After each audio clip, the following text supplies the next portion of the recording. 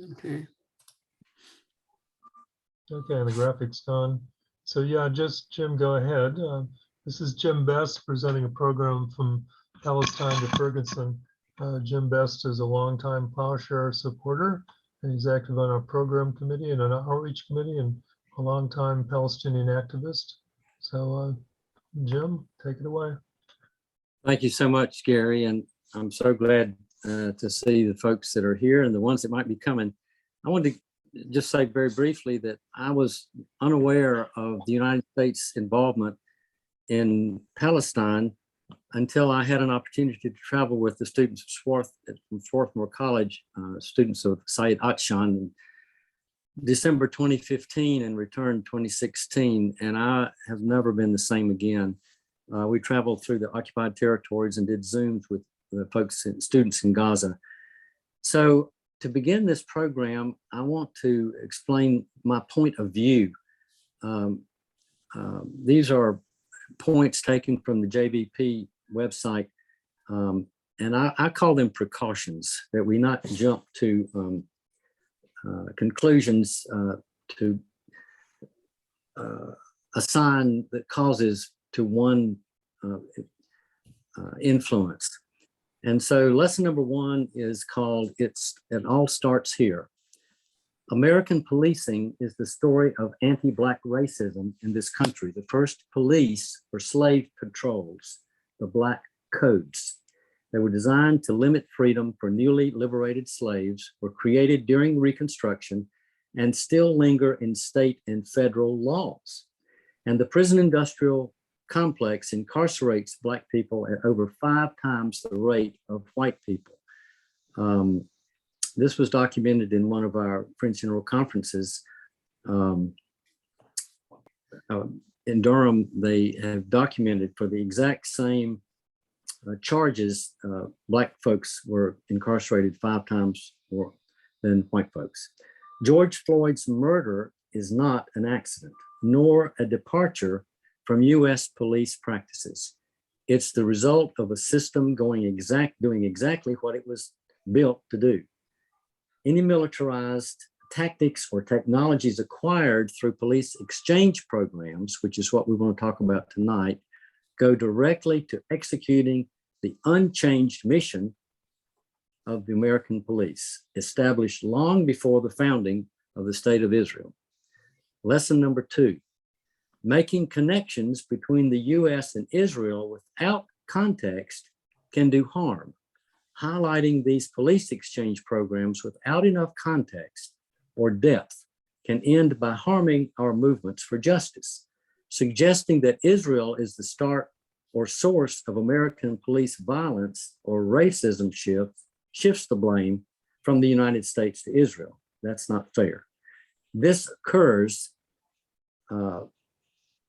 obscures the fundamental responsibility and nature of the United States, harms Black people and Black-led struggle. It also furthers an anti-Semitic ideology. White supremacists look for any opportunity to glorify and advance American anti-Black racism, and any chance to frame Jews as secretly controlling and manipulating the world. Of course, that's anti-Semitic.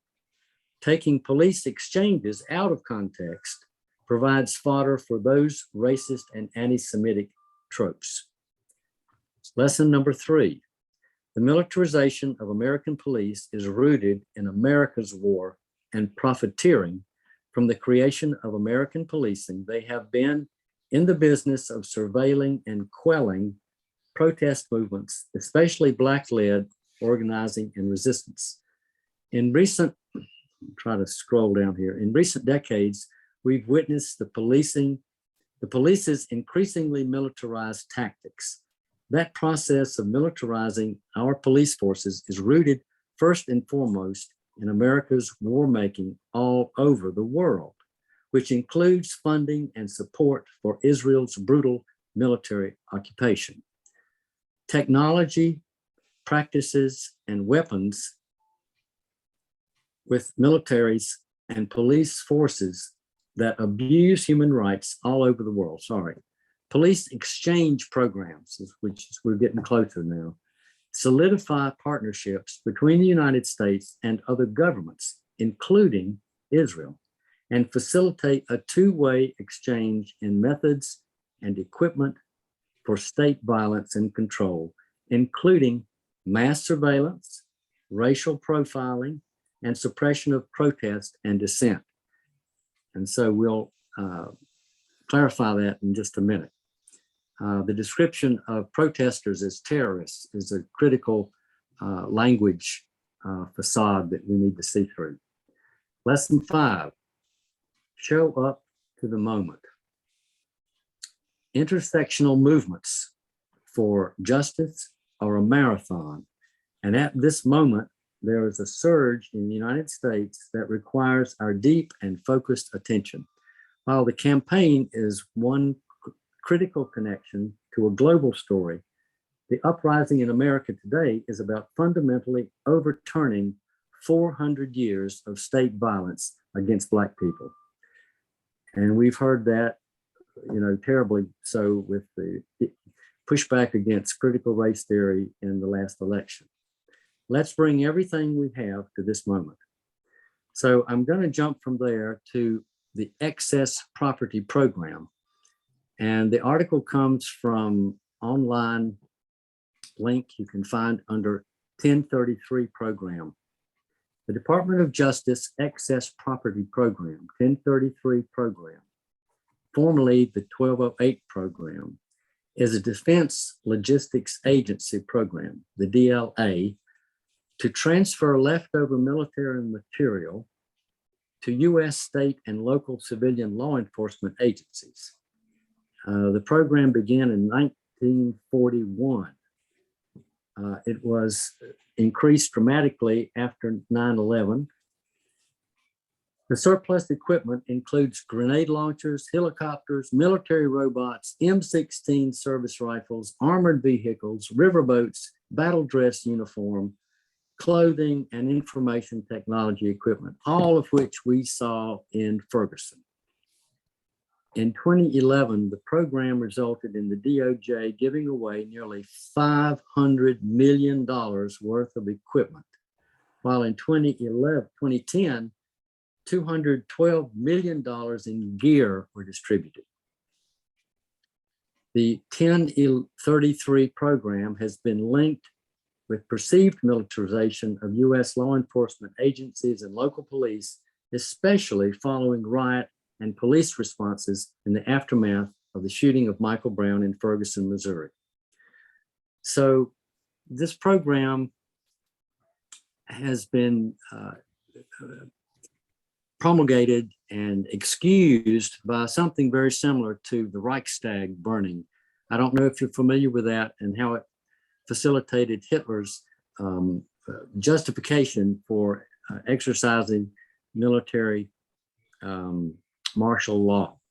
But the exact same rationale was instigated after Timothy McVeigh's destruction of the Mara building, which we've found out was very much not a result of his actions alone. And also after 9/11, when the Patriot Act was enacted as a sign of, was justified by that. So I'm ready now for the JVP video, which is only about 4 minutes. It runs very fast. So if you want to take notes, that would be fine. And if you want to go see it again, it's only 4 minutes, and the link is already posted in the chat, Carol. So Gary, go ahead. Yeah, let me get it up here. Sure.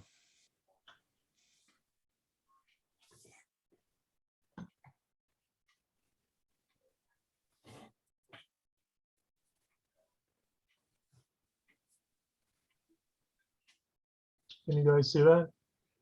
It's very small. Can you make it bigger?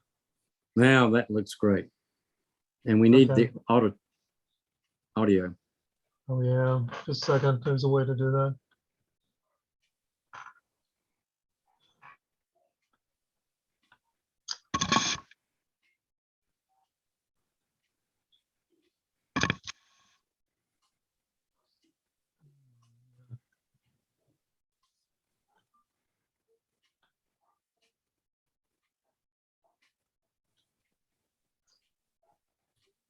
I've only shown one video before. Do you know how to do the audio on this? Oh, wait a minute here. Is the speaker on? No.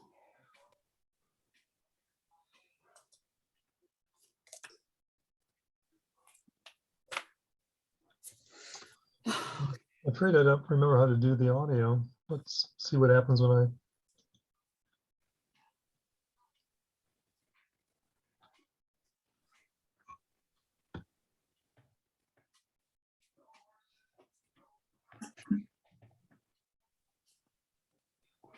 On my screen, it shows there's a little microphone with an X spot, Gary. That clicking that might unexit. Yeah, right there. In the last 15 years, thousands of U.S. police, border agents, ICE officers, Can you guys hear it okay? Yeah. Yeah, yes, it's a little bit soft, but that looks better. Thank you. Yeah. and FBI officials have traveled to Israel. We bring over to Israel American police chiefs, sheriffs, law enforcement of every type. Israeli military. Okay, it's not running. Yes. It's not running with video. The audio and video aren't together. I know absolutely nothing about that. Okay, can you just start it over? Maybe they'd be maybe close it and start it over. That might work. Now that you know, found that little microphone I got. Border agents, ICE officers, and FBI officials have traveled to Israel. We bring over to Israel American police chiefs, sheriffs, law enforcement of every type. Israeli military personnel also traveled to the U.S. to exchange tactics with police departments and state agencies. So what's wrong with these exchanges?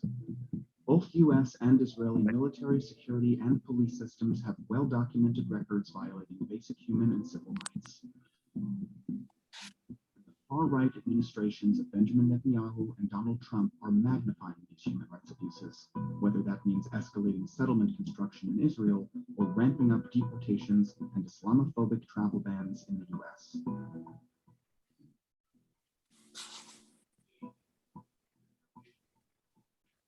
What is really being exchanged? Arms. Israel is known as the world's shopping mall for homeland security technologies. The U.S. supplies them with $3.8 billion each year and with weapons, such as tear gas used against peaceful protesters in both countries. Tactics. Israel uses non-stop surveillance in its military occupation of Palestinians, and U.S. companies pitch in.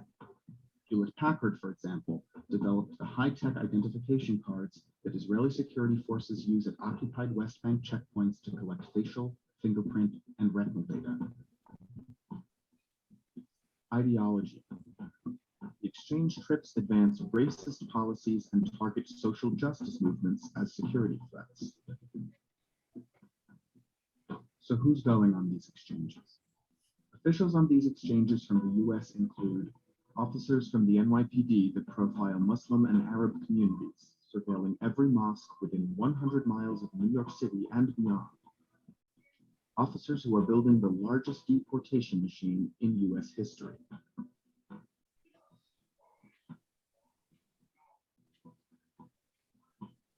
Officers who lead police departments that brutalize Black and brown communities.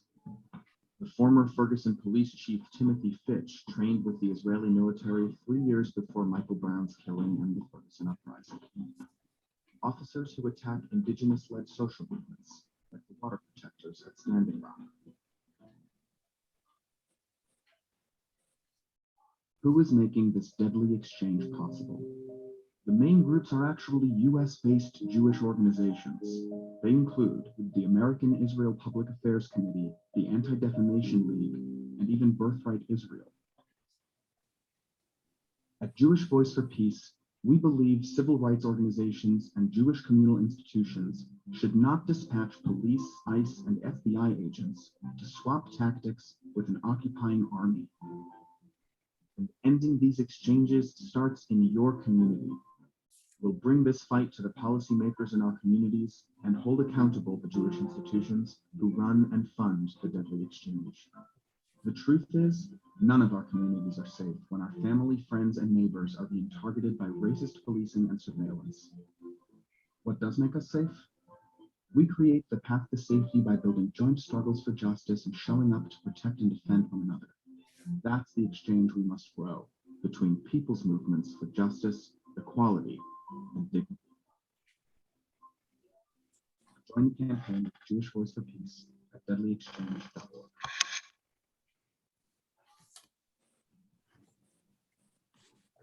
Hello. Yeah, you're gonna have to get off the aircraft. Yeah, Okay? and you had to. Okay, we need to mute someone. Yeah, I got another Facebook video running. It's off now. Go ahead, Jim. Okay. Okay, so that was a little difficult for me to understand, but the basics were there. I had another video to show which documents the training of U.S. police in Israel. It elaborates on what we had here. It also includes the fact that 100 police officers in Minneapolis were trained in Israel with the exact same tactics of knee on the neck and the same military equipment, which we supply as surplus from our own government. So there have been 5 police departments in Virginia already trained, and one municipality, which is Charlottesville, has succeeded in banning military training from any source, and we'll talk about that later. So I'm going to go ahead and talk about the source of this training, and it comes from ADL, which is American ADL. It was mentioned in the video, Anti-Defamation League, which purports to be involved with anti-Semitic endeavors, but in fact, it's heavily engaged in the military training of U.S. police forces. So I'm reading from the document, just a brief excerpt. Today, the ADL is the single largest non-governmental police trainer in the United States. The ADL 2016 annual report boasted that 100% of major US metropolitan police departments have sent participants to Israel. And I would add that the word have sent is misleading, because many of them are invited and they are paid for by the ADL and actually by the FBI as well, and some of the other groups. So they are hosted, might be a better term instead of sent. Many of 100% of the US metropolitan police departments have sent participants to Israel, and the ADL's advanced training school in extremist and terrorist threats. And so they come back with the mentality of combating extremist and terrorist threats, which is more than a linguistic mindset. It literally portrays legal protest in the United States as extremist and terrorist, and they use the same tactics as we saw in Ferguson in Minnesota. These trainings deepen the militarized, racialized policing of US neighborhoods, threatening low-income neighborhoods and communities of color as counterinsurgents, quote, human terrain, end quote. That's the Israeli term. Just as Israel forces view the Palestinian communities they occupy. Shared counterinsurgency tactics include the use of less lethal munitions for crowd control, meaning weapons that only maim and can be used by police against local populations. Well, that's euphemism on top of euphemism. Rubber bullets, tear gas that choke people to death, the intimidation of people, and the whole mentality of using military force against peaceful demonstrations, which are guaranteed by First Amendment, are not less lethal. They are in fact extremely lethal, and they exacerbate violence and intensify deadly exchange, which is what this is all about. So this is a quote from the Jerusalem Post, and the picture, which I didn't send to Gary, shows American military police officers being trained in Israel, saluting each other. And so it says, we're involved in a global war on terror. So I would take issue with the we part because Israel claims all Palestinians are terrorists. And therefore, if they train us to see Black folks or folks that they would call terrorists in Israel, which are people of color, we have jumped a terrible assumption. It says, we're involved in a global war on terror, and we need to work together. Here's that assuming we, meaning the police against the people. We need to work together and build solidarity, another terrible assumption, between law enforcement officers from around the world. So the solidarity is not with citizens and the people who are paid to protect and defend them, but solidarity with law enforcement and militaristic approaches and equipment and mentality against terrorists, who in this case are American citizens. And so that's a quote from September 9th, 1916, from the Jerusalem Post. So there are links to that. So at this point, I have a final documentary from the Durham community, Durham, North Carolina, and they describe themselves as the first town in the United States. There were actually other folks in Vermont who preceded them, but are probably not a local community. They're more of a region. And that's documented also. Also, we have documentation from Charlottesville, which was led by David Swanson. And I could have posted that, but this one used the voices of local people, which I thought was a better example of community support and the process of approaching the town council and building community leadership with a little more detail and the voices of youth. So this is, again, another short video, and I guess we're ready for that now. Okay, I'll pull that up.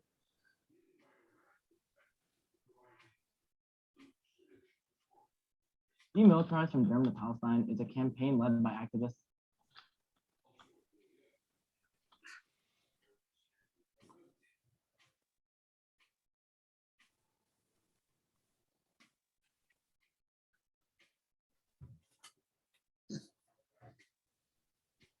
Can you guys see that? So far, so good. I'd like to tap the expand button there in the right lower right corner. There it is. And it looks like the audio is on.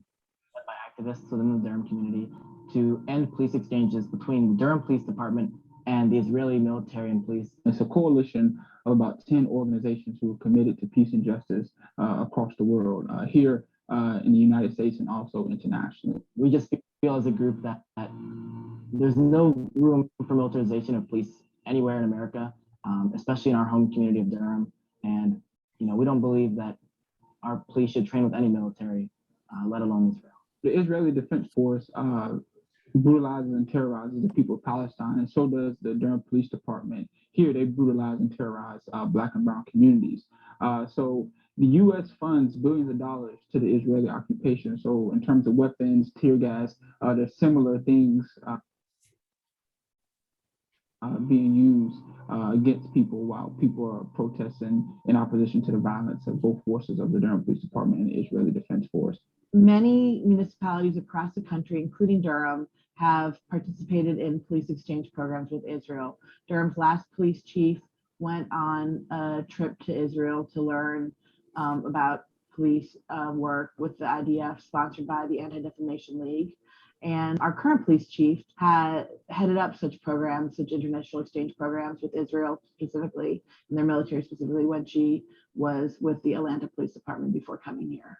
So we really feel like we have an opportunity to put a stop to these programs. We feel like it's likely to happen here again, and that this work can help put a stop to it before it does. You know, it would be great to see other cities and city councils pass resolution, statement, or policy similar to what we've done here in Durham. And there's already other groups, a ton of other groups across the country who are forming these important coalitions that are multiracial and multicultural. And I mean, it's just a great cohesive bond amongst different populations of people fighting for a common goal to end any type of exchanges with the Israeli Defense Force, who viciously enforces an occupation of the Palestinian people. The great thing about the society we live in, especially in America, is that it doesn't take too much to jumpstart great change. It takes one really active member who's really passionate about an issue to find other people that are passionate, that want to affect change. And that domino effects into unimaginable things. Every single person can make a change, whether that be a smaller issue that may only pass through local government, or a broader issue that impacts America on a national scale, or even impacts change internationally. There's no limitation to what we can do. We have so much available, so many people that are fighting for the same causes. The biggest thing we have to do is connect ourselves. Find those people that are as passionate about an issue as you are and work together. Because at the end of the day, teamwork will always make the dream work.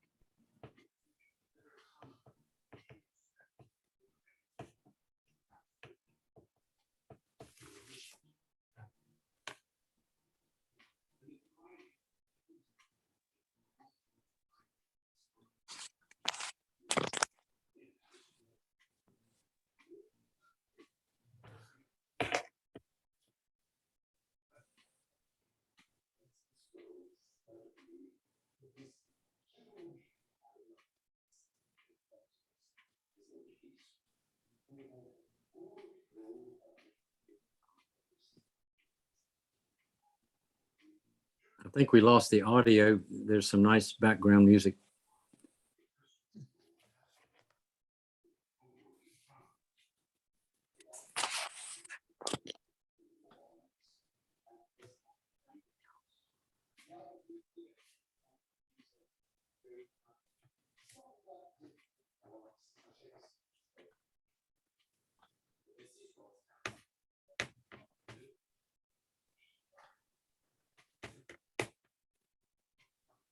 Okay. Okay, thank you for that. So some final comments before a few minutes to ask questions.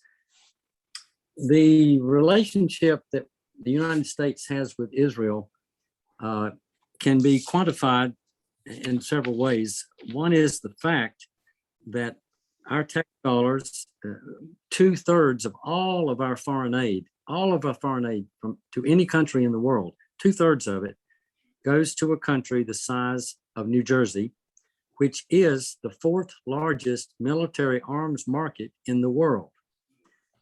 And so here's a quote from one of the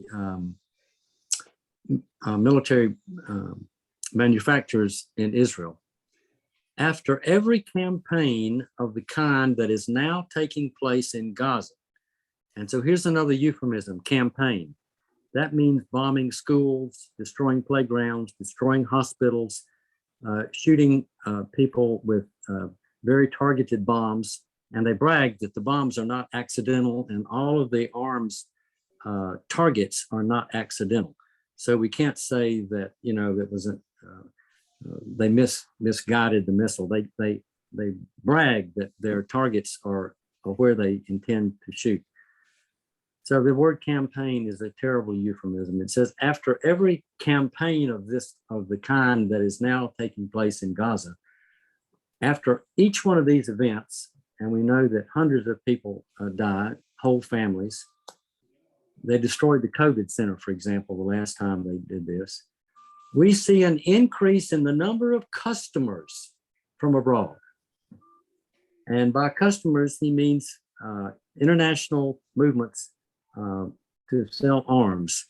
And these customers are by far the most dictatorial governments in the world. And the list of these dictators is astounding. And so that's a quote from Eli Gold, who is the CEO of the Israeli military corporation, Meprolite, after Operation Protective Edge, a 51-day offensive in Gaza in 2014, when thousands of people were murdered, slaughtered, their homes destroyed, just exactly like what is happening in Ukraine right now. And we are supplying the money for these arms, refurbishing, replacing the arms they use with our foreign aid without any accountability.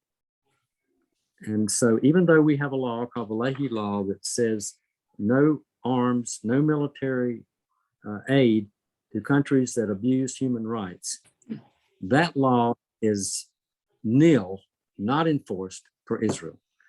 So there's a name for this, progressive except for Israel. And progressive is another euphemism, meaning no moral enforcement of our own laws. Another example of the influence of our support for Israel is the military industrial complex, especially the prison system. G4S is highlighted by Angela Davis in her book, and it's extensive in the United States and in Israel and around the world. The second largest corporation in the world after Walmart. And so they profit by putting children in jail without any charge. It's called administrative detention for years and renew it for years. The New York City Police Department has its own office in Israel, where they keep up to date with the latest terrorist tactics. The U.S. spends $10.5 million a day in foreign aid to perpetuate this program. Now, the idea that supplying this aid and criticizing it or doubting it or requiring accountability is somehow against a religion is the classic example of an ad hominem attack. In other words, Einstein said when Israel was formed in 1948, and thousands of Palestinians were murdered, and most of them were created refugees, and they destroyed 750 villages, destroyed them, that support for this activity was to support fascism. So according to this definition, Einstein would have been an anti-Semite. Well, to call anyone an anti-Semite is to disqualify the information or the argument based on an ad hominem attack. In other words, shoot the messenger and pay no attention to the facts. So if anyone says, oh, you're an anti-Semite because you question the benefit of bombing people, or you feel that this is not a legitimate religiously justified activity, or that we should support Israel unconditionally, no matter how many people they abuse or how their influence is abusing people in the United States, and you're called an anti-Semite, that is an ad hominem attack. It has nothing to do with the facts on the ground. So to back up and say, let's talk about what is happening, not to discredit the messenger, is very important. Besides the fact that we have a right to question how our money and to be responsible for how our tax dollars are spent as American citizens. So I'd like to invite anyone who's on now to share their observations. Carol, I think that's you. And ask any questions that I'd be delighted to hear from. In particular, yeah. Well, can you hear me? Yes. I sure can. I don't know how to see me anymore. I don't know how to do that. Do I hit the stop video? No, that's on. Oh, maybe I Well, view. No, Garrett? oh, show self view. I got it. I found it. Yeah. Well, I guess one question I have, and this is just, I'm wondering, are police in Roanoke trained in this? That's a good question. Or Roanoke don't think County so. also? Yeah. Yes, but my hope is that we will ask that question and answer it ourselves. Just as the police in Durham had training in Israel, and they found out about it, and they said, no Ferguson here. They said, not on our tax, on our dime. And so they organized 10 groups in Durham. And so my hope is that the African-American communities, the human rights communities, the Arabic communities, the people of color will say, we have an opportunity, we have an example, we have just cause to do exactly the same thing that was accomplished in Durham. The size of the police department is immaterial. The fact is that more military aid is given to police departments with smaller budgets because they say, well, you need this equipment more, so we'll give you more. And what's available from 1033 is free. The only expense to buying a dozen or 100 M16s is the postage. So you can buy $1 million, or you can acquire $1 million worth of ammunition, armor, tanks, tear gas for the postage. And in some places where they acquired armed military equipment, transport, for example, on a college campus, they said no. And so the ADL and some of the other support groups for this exchange have said, this has given us a bad name, and they backed off, and they rejected that because of publicity. So even though, publicity is more and more controlled by mass media, we still have a voice. We still have the opportunity. We can still organize through groups like Plowshare, who have for decades promoted peace, but we haven't recognized how we can prevent the militarization in our own communities. And so that's the bottom line for all of this. Knowing is not enough. We have to realize that we have every means to communicate with each other, to organize, and to petition our town council. And we have supporters on the town council. Bestby, is that how you say his name? Who? Gary. We have a member of Plowshare on the town council. I can't hear you. I'm not sure to who you're referring. His name is Bestby, I believe. Oh, Anyhow. Bill Bestpitch. Bill Bestpitch. Yeah. We have allies. We have wonderful folks who we can petition. We can organize. We have all kinds of resources if we'll just reach out to each other. And we have examples and folks that will come and teach us. So it's a learning process that's entirely possible. We just have to ask the question and stick to it. Is that where most of the struggle against this is happening, in the city councils? Yes. The city police are under the guidance, I guess, the will of the city council. And so the city council. Go ahead, Carol. I just was going to say the funding comes probably, I know in Roanoke County, the funding for stuff comes through the Board of Supervisors. So I imagine in the city, it goes through the city council, and that's how they control things, is with the funding, right? Right. Yeah. And so David Swanson is quite a leader internationally with his book and many other of his outreaches. Curing American Exceptionalism. If you haven't read that by David Swanson, please do. It's a very short book, and it shows, how we've been misled in so many ways by thinking that we have the answer to everything when actually we're falling way below other industrial countries around the world. Are people so, yes, doing things on a state and federal level too? ask me again.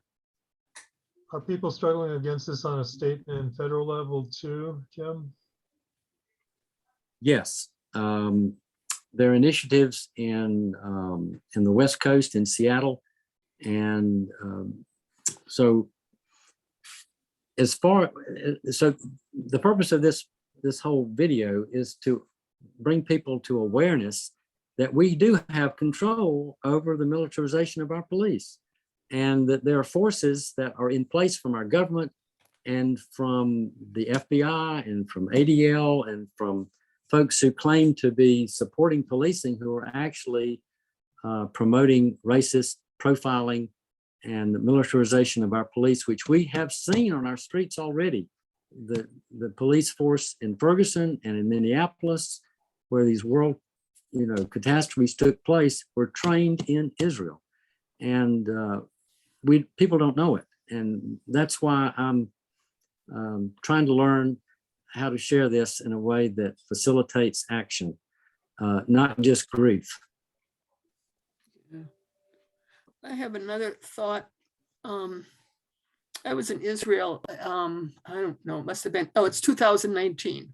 And it was just a tour, but one of the things that struck me, and this kind of fits with some of the things you were saying,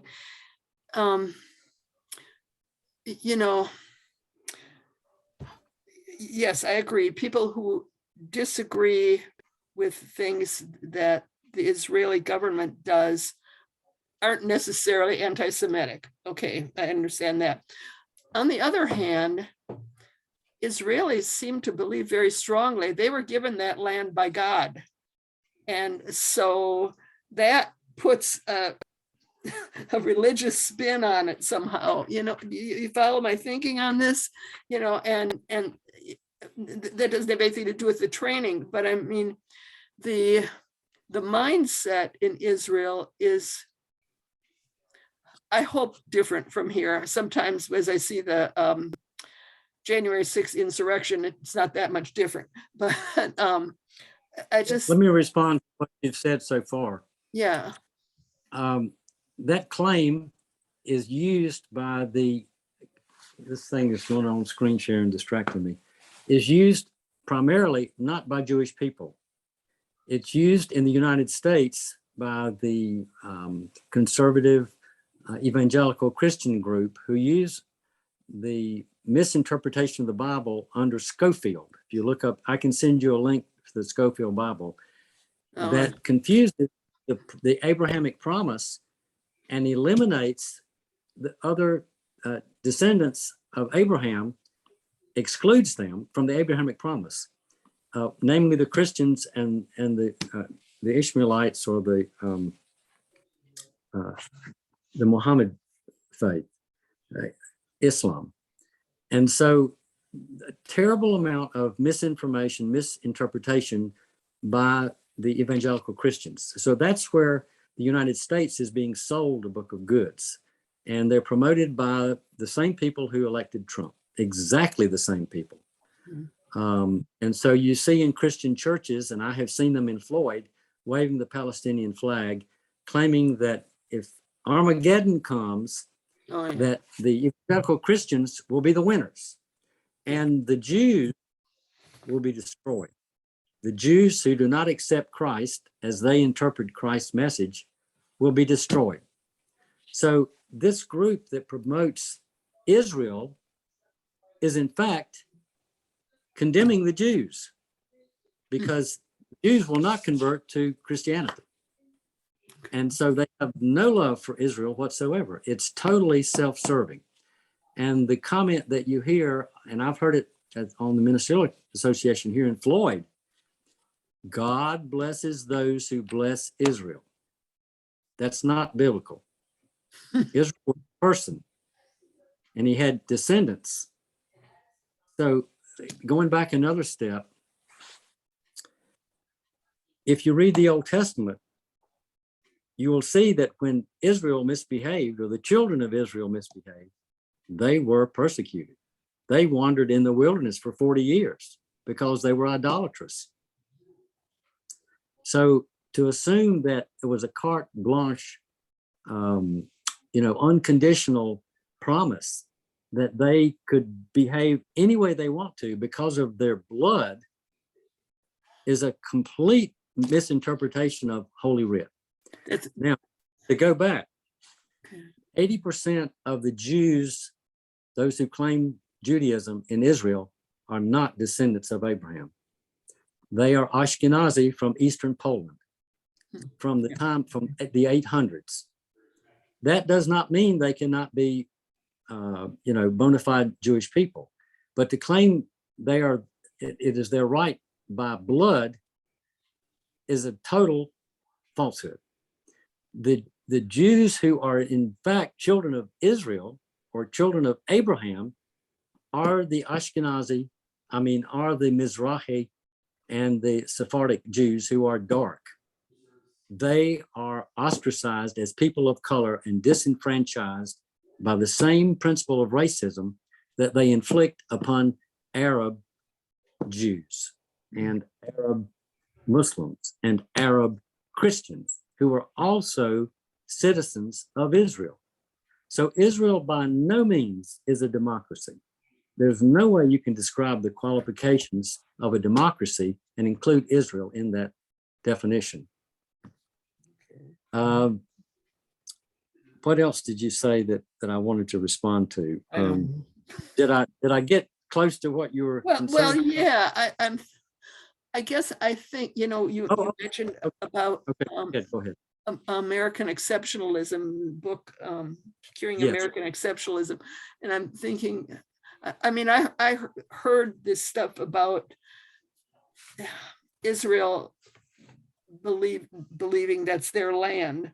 I heard that Right. in Israel. I didn't hear that here, but that's Israeli exceptionalism, right? Totally right. Yeah, same And idea. that is not American Jews. Many rabbis are adamant about the abuse that this attitude has toward Judaism. And they say, in fact, Israel is anti-Semitic because they're creating a terrible stink around the world by supporting dictatorships. For example, Israel supplied arms to apartheid South Africa. They supported apartheid. Israel sent arms to enforce apartheid in South Africa. That's just one of the historic evidence of the continuing militarization preference or primary motivation. It's profit. Okay. I can't think of other questions I had. But so far, and you said you live in Floyd, right? I do. Yeah. You're one of the Floyd hippie types, I take. No, I'm an old-fashioned war baby. I was born in 46. So being gay has made me face opposition, and I've been personally terribly motivated by the suppression of any other group. Sure. And so I'm new to the game. I didn't know anything about this, and I was horrified to know that all of my tax-paying life has gone to oppress generations after generations of innocent people, because children have no choice about which side of a razor wire fence they're born on. Just like American slaves had no choice about which side of the Mason-Dixon line they were born on or what the color of their skin was. Right. I understand. Well, I guess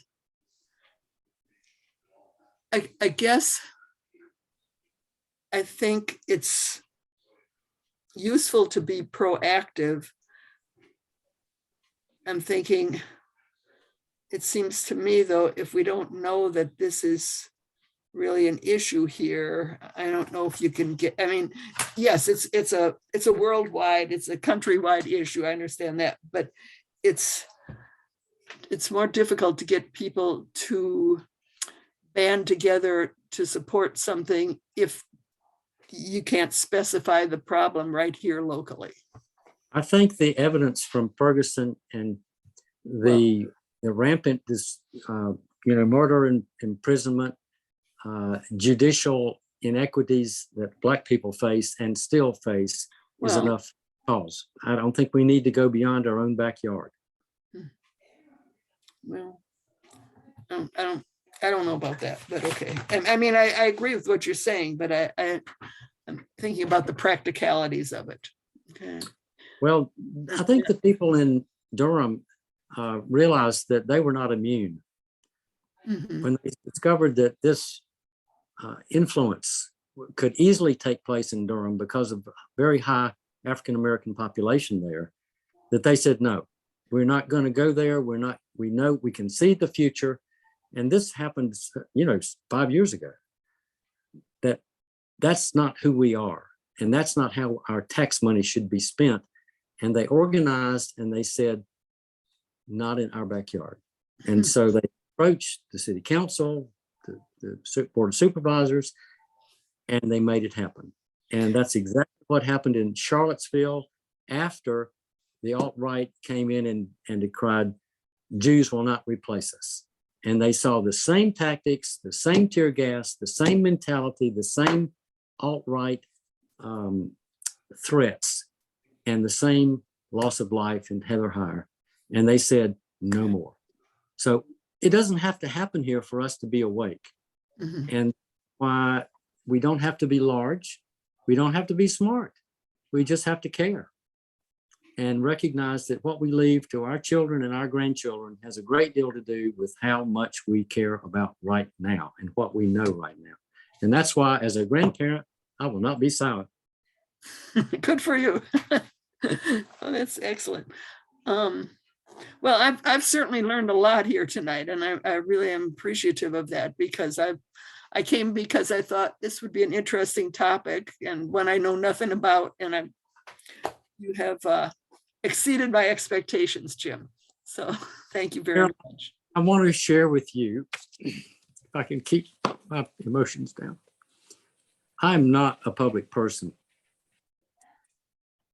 but pain is an unavoidable motivator. Mm-hmm. Having seen the faces of children burned by sulfur flame.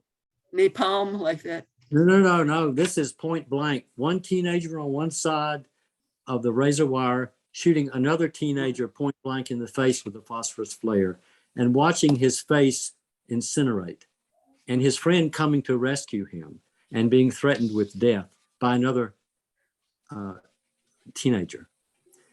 Having seen the witness of the teenage soldiers in Israel testify, coming together as the largest NGO in Israel, in the Knesset, they're now banned, breaking the silence, seeing their testimonies. They have realized that they have become another terrorist organization, just exactly as Albert Einstein said in 1948. And I can send you his quote. The last link in this on the chat, I think Gary graciously posted it for us, is a 40-minute documentary of the son of the current chief of police in Israeli Jerusalem. He has seen the double language. He has seen the destruction. He has seen the unabashed, inhumane abuse of other dark people just like himself. And he is conflicted. The cognitive dissonance and the the facts on the ground have made him now a seventh generation Jew, intolerant of the policies of his own country. And his documentary, I'll just warn you, is devastating. Few of us can watch it without crying. He is still in charge of the program and informing Jewish Voice for Peace as an American Jew, as a Jew who could not be more steeped in the tradition of Judaism, as a Jew whose family have been settlers and promoted the prosperity of the country of Israel all of his life. So I encourage you to watch that, to share it, to have a house party, to call your friends, to say, this bothers me, how does it strike you? The bottom line for me is a message that I got after seeing the death of 8 children in the Anoka Hennepin school system in the middle of the night that woke me up. I've never been the same. And the message was audible. You have a voice and you're not using it. I was convicted, and I will never stop trying to learn how to share what I have seen and what continues to drive my life. So I think I'm about done for now. Jim, the link is in the chat. Do you remember the name of the video though? Because yes, it's the 40 minutes. The gentleman's name is Aaron, E-R-A-N, Efrati, E-F-R-A-T-I. And I think what is the name of the video? Do you remember? I guess it doesn't really have a name. I think it was delivered at Boston College. The link I got, I can go back and find it, but you can just put his name and put Jewish Voice for Peace. P-R-L. Send me the information. We're going to place this on the Plowshare YouTube. Okay. And I can. And I'll add one more link that I didn't send you, Gary, and I appreciate the chance to go back and add that. Okay. I'll advertise that too. Well, thanks for presenting the program. It was really good. Can you share the last graphic that has the tear gas canister?